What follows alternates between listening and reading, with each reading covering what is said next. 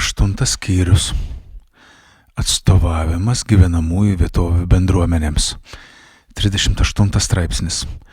Seniūnaitijų sudarimas ir seniūnaičio statusas. Seniūnaitijos sudaromos, jeigu yra įsteigtos seniūnijos. Jeigu seniūnijos nesteigimos, savivaldybės tarybos sprendimu seniūnaitijos gali būti sudaromos.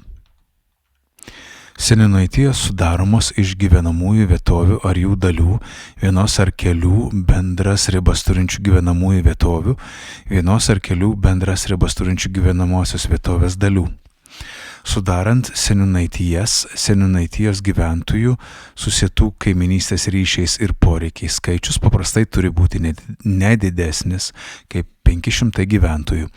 Sudarant seniūnaitijas miestuose iš vienos ar kelių bendras ribas turinčių kompaktiškai užstatytų teritorijų, kuriuose gyventojų tankis nemažesnis kaip 100 gyventojų hektarui, gyventojų susietų kaiminystės ryšiais ir poreikiais skaičius paprastai turi būti nedidesnis kaip 3000 gyventojų. Seniūnaitijų gyventojai turintys teisę rinkti šios savivaldybės tarybą, šio įstatymo ir savivaldybės tarybos nustatyta tvarka renka gyvenamosios vietovės bendruomenės atstovus seniūnaičius.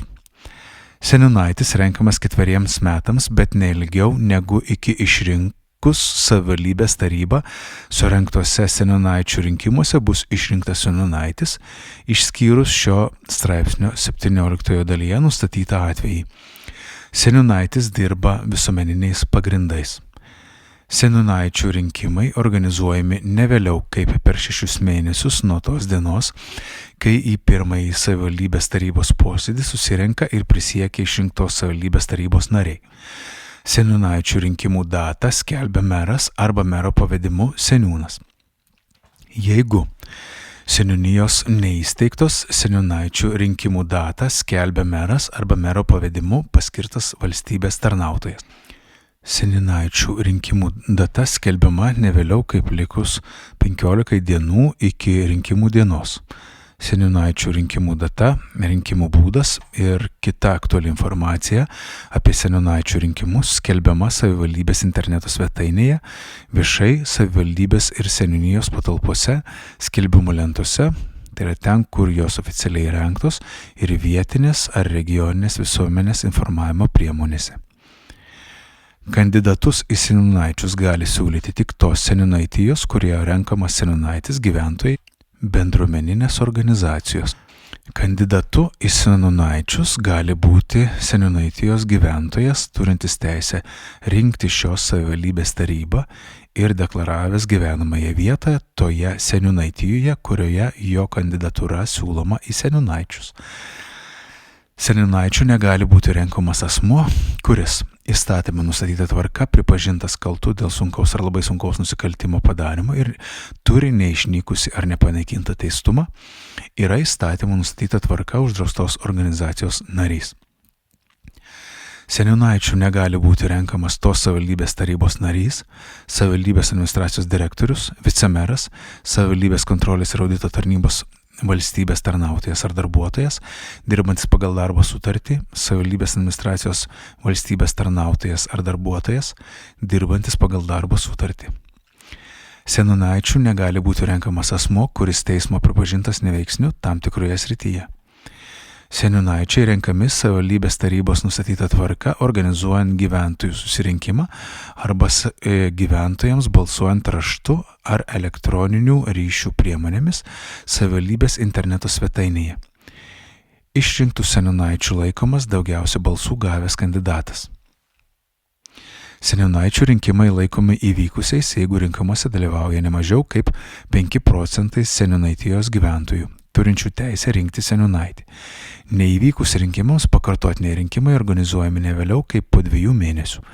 Pakartotiniams rinkimams netaikomas šioje dalyje nustatytas reikalavimas dėl rinkimuose dalyvaujančių gyventojų skaičiaus. Išrinktam seniūnaičiui ne vėliau kaip per 10 darbo dienų po rinkimų įteikiamas mero nustatytos formos seniūnaičio pažymėjimas, kuriame įrašomi šie duomenys. Seniūnaičio vardas pavardė, savivaldybės, seniūnijos, jeigu ji yra įsteigta, ir seniūnaitijos, kurios gyventojų atstovu asmuo išrinktas pavadinimas, išrinkimo seniūnaičių data. Seniūnaičio pažymėjime turi būti seniūnaičio atvaizdas, tai yra nuotrauka. Seniūnaičio pažymėjimas turi būti pasirašytas mero. Seniūnaičio pažymėjimas nėra asmens tapatybę patvirtinantis dokumentas. Jeigu seniūnaitis atsisako savo įgaliojimų, negali atlikti pareigų dėl negalios ar neteko dalyvumo arba miršta, organizuojami nauji seniūnaičio rinkimai. Seniūnaičiui su jo kaip seniūnaičio veikla susijusioms kanceliarinėms pašto, telefono, interneto ryšio, transporto išlaidoms apmokėti, kiek jų nesuteikia ar tiesiogiai neapmoka savivaldybės administracija, gali būti skiriama išmoka, už kurią atsiskaitoma nerečiau kaip vieną kartą per metus. Šios išmokos dydį ir atsiskaitimo tvarką nustato tos savivaldybės taryba. Išrinktiems seniūnaičiams per 3 mėnesius nuo jų išrinkimo dienos mero nustatyta tvarka organizuojami mokymai, skirti kompetencijoms būtinoms tinkamai atlikti šiame įstatyme nustatytas seniūnaičių funkcijas įgyti. Jeigu seniūnaitis išrenkamas naujuose seniūnaičių rinkimuose likus nedaugiau kaip metams iki savivaldybės tarybos rinkimų, artimiausiuose seniūnaičių rinkimuose, toje seniūnaitijoje seniūnaitis nerenkamas ir tokio seniūnaičio kadencija trunka iki kitų seniūnaičių rinkimų, tai yra ilgiau negu 4 metus. 39 straipsnis. Seniūnaičio teisės ir pareigos. Seniūnaitis, atstovaudamas seniūnaitijos gyventojų interesams seniūnijoje, savivaldybės institucijose ir savivaldybės teritorijoje veikiančiose valstybės įstaigose, turi teisę tiesiogiai dalyvauti rengiant ir svarstant savivaldybės institucijų sprendimų projektus, kai sprendžiami klausimai yra susijęs su jo atstovaujamos gyvenamosios vietovės bendruomenės viešaisiais reikalais. Seniūnaitis dalyvauja svarstant klausimus dėl piniginės socialinės paramos skyrimo savivaldybės tarybos nustatyta tvarka, dalyvauja pretendentų į seniūno pareigas konkurso komisijoje, dalyvauja organizuojant gyventojų apklausas ir gyventojų susitikimus su savivaldybės tarybos nariais, meru, seniūnu, savivaldybės administracijos direktoriumi arba šio įgaliotų atstovu, kitais savivaldybės ir valstybės institucijų ir įstaigų atstovais. Seniūnaitis dalyvauja seniūnaičių sueigoje, kalendoriniams metams pasibaigus per 2 mėnesius seniūnaitijos gyventojams pateikia praėjusių kalendorinių metų veiklos ataskaitą ir veiklos kryptis kitiems kalendoriniams metams. Seniūnaitis skatina gyventojus prižiūrėti gyvenamosios vietovės teritoriją, rūpintis aplinkos apsauga, rūpintis labiausiai pažeidžiamais bendruomenės nariais, socialinę riziką patiriančiomis šeimomis, nepilnamečiais, visais gyvenančiais asmenimis su negale ir kitais. Skatina organizuoti sveikatingumo, kultūros ir sporto renginius ir juose dalyvauti, organizuoti bendruomenės saugumo užtikrinimo priemonės ir juose dalyvauti, puoselėti savo gyvenamosios vietovės materialųjį ir nematerialųjį paveldą. 40 straipsnis. Seniūnaičių sueiga. Seniūnaičiai seniūnijos aptarnaujamas teritorijos gyvenamųjų vietovių ar jų dalių bendruomenėms rūpimus klausimus svarsto ir sprendimus priima seniūnaičių sueigoje. Sueigoje seniūnaičiai aptarė ir priima sprendimus ir dėl seniūnijos metinio veiklos plano projekto ir dėl šio plano įgyvendinimo ataskaitos. Kai seniūnijos nesteigiamos, meras, atsižvelgdamas į gyvenamųjų vietovių ar jų dalių bendruomenių poreikius, nustato, kokių gyvenamųjų vietovių ar jų dalių seniūnaičiai sudaro seniūnaičių sueigą. Seniūnaičių sueigos nuostatus tvirtina savivaldybės taryba. Savivaldybė neatlygintinai suteikia patalpas seniūnaičių sueigai organizuoti. Seniūnaičiai į sueigą renkasi savo iniciatyva arba seniūno kvietimu. Seniūnaičių sueiga yra teisėta, jeigu joje dalyvauja daugiau kaip pusė tos seniūnijos seniūnaičių. Sueigai pirmininkauja sueigoje dalyvaujančiųjų seniūnaičių išrinktas sueigos pirmininkas. Kai seniūnaičiai į sueigą renkasi patys, kviečiamas atvykti ir seniūnas. Seniūnaičių sueiga yra vieša. Sueigai pirmininkaujantis asmuo turi teisę leisti sueigoje pasisakyti kviestiems ir kitiems suinteresuotiems asmenims. Seniūnaičių sueigoje sprendimai priimami atviru balsavimu, paprasta sueigoje dalyvaujančių seniūnaičių balsų dauguma. Jeigu balsai pasiskirsto po lygiai, lemia sueigos pirmininko balsas. Seniūnaičių sueigos sprendimai surašomi sueigos protokole. Seniūnaičių sueigos sprendimai yra rekomendaciniai, tačiau atitinkama savivaldybės institucija privalo reglamento nustatytą tvarką juos įvertinti.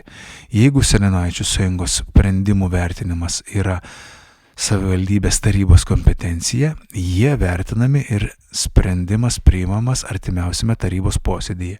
Jeigu seniūnaičių sueigos sprendimų vertinimas yra mero kompetencija, meras priima dėl jų sprendimą ne vėliau kaip per 20 darbo dienų nuo seniūnaičių sueigos sprendimų gavimo dienos. Savivaldybės institucijos privalo nurodyti savo sprendimų priėmimo motyvus. Atitinkamų savivaldybės institucijų sprendimai dėl seniūnaičių sueigos sprendimų turi būti paskelbti savivaldybės interneto svetainėje ir tų seniūnijų skelbimų lentose. 41 straipsnis. Išplėstinė seniūnaičių sueiga. Sprendžiant klausimus susijusius su seniūnijos aptarnavimas teritorijos gyvenamųjų vietovių ar jų dalių seniūnaitijų bendruomenių viešųjų poreikių ir iniciatyvų finansavimo tikslingumu, seniūnijos metinio veiklos plano įgyvendinimo ataskaitos projekto svarstymu ir vertinimu, atstovų delegavimu ir pretendentų į seniūno pareigas konkurso komisijos narius, atstovų delegavimu dalyvauti savivaldybės tarybos sudaromų komitetų darbe, atstovų delegavimu į savivaldybės tarybos sudaromų komisijų narius, bendruomenės veiklos ir partnerystės ir savivaldybių institucijomis stiprinimu, viešųjų paslaugų, už kurių teikimą yra atsakinga savivaldybė, teikimo pavadavimo bendruomeninėms ir kitoms nevyriausybinėmis organizacijoms, vietos verslumo skatinimu ir su kitais visiems tos teritorijos gyventojams svarbiais reikalais organizuojame išplėstinę seniūnaičių sueigą. Išplėstinėje seniūnaičių sueigoje gali būti svarstomi kiti dėl seniūnijos bei seniūno veiklos gerinimo ir teikiami pasiūlymai savivaldybės administracijos direktoriui ir merui. Išplėstinėje seniūnaičių sueigoje su sprendimo priėmimo teise dalyvauja tos seniūnijos seniūnaičiai ir tos seniūnijos aptarnaujamoje teritorijoje veikiantys bendruomeninių organizacijų deleguoti atstovai. Bendruomeninių organizacijų deleguotų atstovų skaičius, jų delegavimo į išplėstinės seniūnaičių sueigas ir prireikus jų rotavimo ar atšaukimo tvarka, taip pat išplėstinės seniūnaičių sueigos organizavimo, sprendimų priėmimo, svarstymo ir priėmimo tvarka nustatami savivaldybės tarybos sprendimų tvirtinamuose išplėstinės seniūnaičių sueigos nuostatose. Atsižvelgiant į vietos sąlygas ir aplinkybes, išplėstinėje seniūnaičių sueigoje patariamojo balso teisę gali dalyvauti tos seniūnijos teritorijoje veikiančių nevyriausybinių organizacijų, tradicinių religinių bendruomenių atstovai. Savivaldybė neatlygintinai suteikia patalpas išplėstiniai seniūnaičių sueigai organizuoti. Išplėstinės seniūnaičių sueigos sprendimai yra rekomendaciniai, tačiau kompetitinga savivaldybės institucija privalo juos vertinti. Jeigu išplėstinės seniūnaičių sueigos sprendimų vertinimas priklauso savivaldybės tarybos kompetencijai, jie vertinami artimiausiame savivaldybės tarybos posėdyje reglamento nustatyta tvarka. Jeigu šių sprendimų vertinimas priklauso mero kompetencijai, jis įvertina šiuos sprendimus ne vėliau kaip per 20 darbo dienų nuo išplėstinės seniūnaičių sueigos sprendimų gavimo dienos.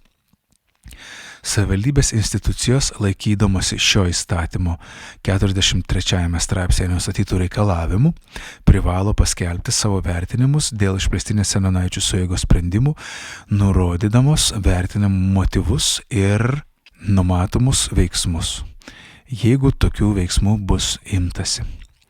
Išplėstinė seniūnaičių sueiga renkasi savo iniciatyva arba seniūno kvietimu.